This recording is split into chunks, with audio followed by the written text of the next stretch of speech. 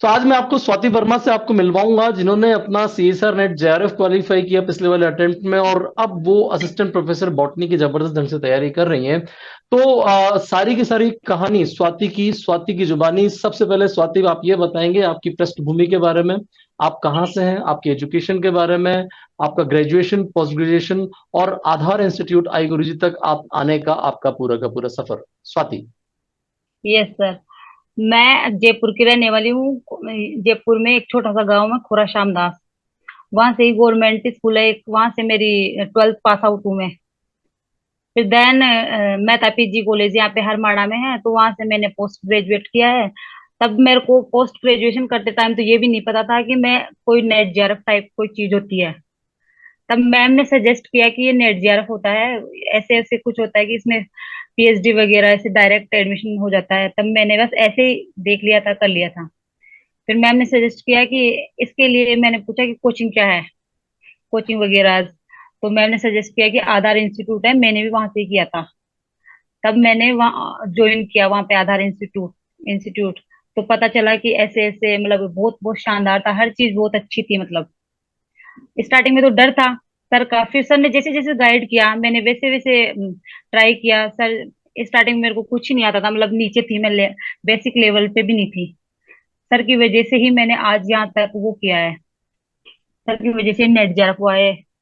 तो शुरुआत से लेके एंड तक, यानी कि शुरुआत की उससे लेके सक्सेस मिलने तक का आपका जो चैलेंजेस थे, आपको जिन चुनौतियों का सामना करना पड़ा, आप उनके बारे में बताएं। क्योंकि बहुत सारे बच्चे ऐसे हैं जो डर के मारे ही एग्जाम की प्रिपरेशन नहीं करते कि हमसे तो होगा ही नहीं। ये जो हमसे यस। तो होगा ही नहीं है, उससे आप बाहर कैसे आए? क्योंकि ये चुनौती भी आपके साथ रही होगी, जब आपको लोगों ने कहा होगा यस नहीं यार सर। बहुत बड़ा एग्जाम है, तो उस चुनौती से यस बाहर सर। कैसे आए? मैं मेरे को भी पहले डर था, बहुत डर था, पर आपने जैसे जैसे गाइड किया ना वैसे वैसे निकलती गई। जैसे आपने बोला कि कीप ऑन रिवाइज, प्रैक्टिस वगैरह, प्रैक्टिस टेस्ट आपकी ऑफलाइन ऑनलाइन। मैंने रिकॉर्डेड तो कंप्लीट, मतलब कि डेली की डेली रिकॉर्डेड तो मैं लेती ही रहती थी। रिकॉर्डेड से हुआ है मेरा ज्यादा।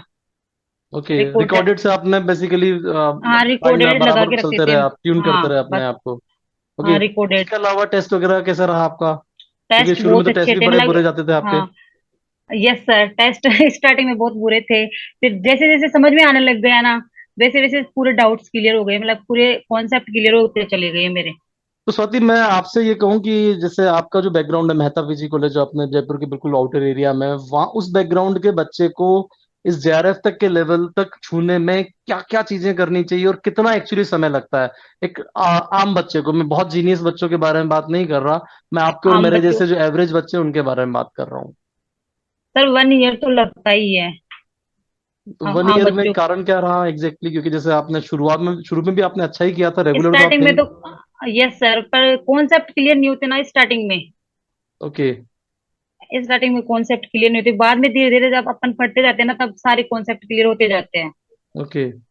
ऐसे। तो क्या क्या सब्जेक्ट आपके बहुत मजबूत, आप बोलोगे क्या क्या सब्जेक्ट आपके वीक थे शुरू में, और बाद में आपने एक्चुअली किन के ऊपर काम किया? स्टार्टिंग में तो मेरे सारे वीक थे सर। मैं सारे तो वीक थे। मोल बायो बहुत वीक थी, अभी भी है ना, जो ऐसे ही लगता है मेरे को मोल बायो तो।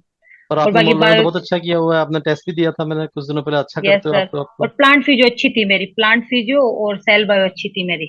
ओके। तो यस। अगर मैं आपसे पूछूं कि सिलेक्शन आपका कौन से सब्जेक्ट की वजह से हुआ, इतना बढ़िया परसेंटाइल वगैरह आपने लिया है, तो यस वो सर। क्या, कौन सा सब्जेक्ट आप बोलोगे अपने बारे में कि यार ये मेरा सब्जेक्ट बहुत शानदार था, इसकी वजह से मेरा सिलेक्शन हुआ है? सर मेरा सब्जेक्ट है सब्जेक्ट वो पूछा है मैंने। Cell bio. ओके।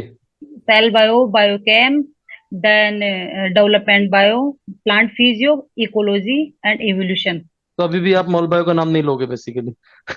मोल बायो कॉन्सेप्ट तो पूरे क्लियर है सर उसके, पर उसके ओके। क्वेश्चन प्रैक्टिस नहीं, मतलब वो क्वेश्चन नहीं होते मुझसे। कोई बात नहीं, हर आदमी का अपना फील्ड होता है। यस हाँ, सर। रीजनिंग वाला जो पोर्शन है, जो अपन सेक्शन ए है, वो कितना महत्वपूर्ण होता है आपके हिसाब से सिलेक्शन देने के लिए? वो भी महत्वपूर्ण होता है सर, पर मेरे से तो हुआ नहीं वो। आपसे मैंने हुआ नहीं? हाँ बेसिकली मैंने तो अपना जो ये लाइफ साइंस है ना उसी से हुआ है मेरा। ओके। उसी से भी कर सकते हैं अपन, जैसे उसको छोड़ दे पर इसको इस पे फोकस कर ले अपन मेन सिलेबस पे, तो हो सकता है। स्वाति, मैं आपसे अगर ये कहूँ कि वो पॉजिटिव क्या थी जिसकी वजह से आप लगातार मोटिवेटेड रहते थे? जेआरएफ क्वालिफाई करने के बाद भी आप आज भी जैसे असिस्टेंट प्रोफेसर बॉटनी के लिए तैयारी कर रहे हो इतनी जबरदस्त ढंग से, तो वो मोटिवेशन लेवल क्या था? आपको फैमिली से किस प्रकार का सपोर्ट मिलता है?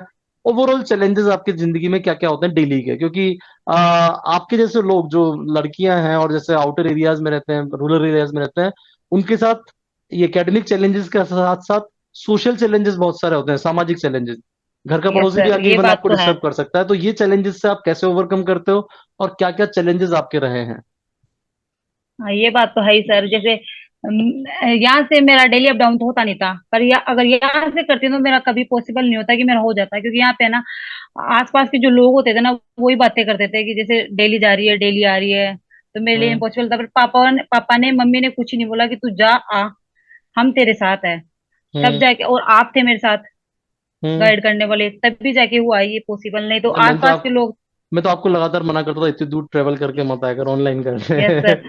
पर फिर भी आना तो जरूरी था। इस हम्म। थोड़ा मतलब कि महीने में 4-5 बार तो आए ही, ओके। तो तब जाके सर। एक और चीज जो मैं पूछूंगा, अगर ये आई गुरु जी आधार इंस्टीट्यूट के संबंध में ऑनलाइन ऑफलाइन में क्या अंतर होता है? दोनों सेम ही होते हैं सर, ये ऑनलाइन ऑफलाइन मेरे को तो कोई मतलब, स्टार्टिंग में तो ऑफलाइन कर लो, मतलब जब तक अपनी कॉन्सेप्ट क्लियर ना हो। फिर हम्म। बाद में ऑनलाइन भी बहुत अच्छा है, वो तो सेम ही होता है सर, इसमें कोई फर्क तो होता नहीं है। ओके।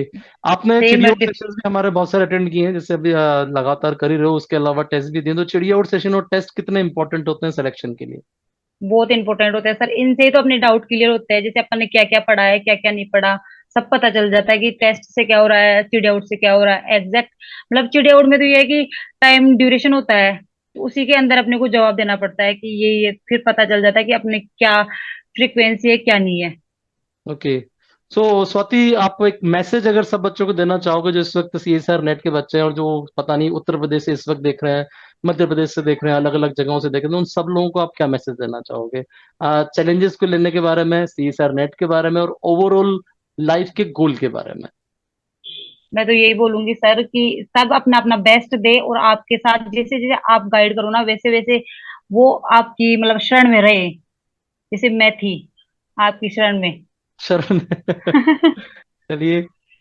तो डेडिकेशन शब्द बोल सकते हैं इसके लिए कि डेडिकेटेड यस रहे, सर।